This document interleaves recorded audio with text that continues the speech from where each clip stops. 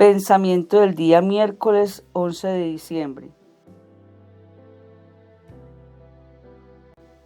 Nuestra fuerza está en Dios.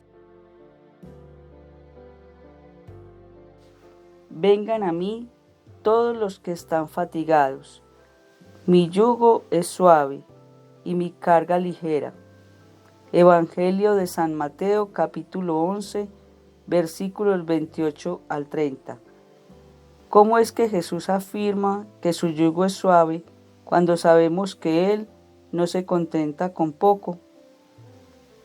Que nos pide que perdonemos a nuestros enemigos, que nos amemos mutuamente como Él nos amó, dispuestos, por tanto, a sacrificarnos los unos por los otros.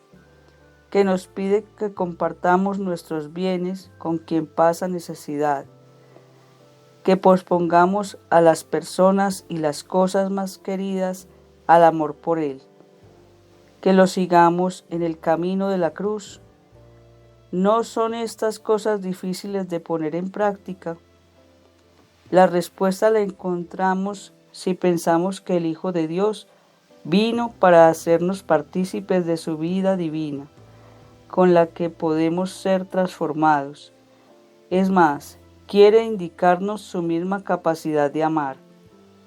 Ahora bien, para que podamos participar en su vida divina, el camino, como muchas veces nos ha repetido, es uno solo: poner en práctica sus mandamientos.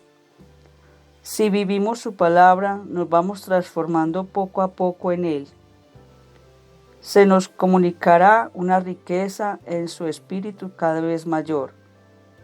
El Espíritu Santo, el cual hace de nosotros hombres nuevos. Por esto nosotros tendremos una fuerza nueva, que nos llevará más allá de las circunstancias de opresión en las que podemos encontrarnos.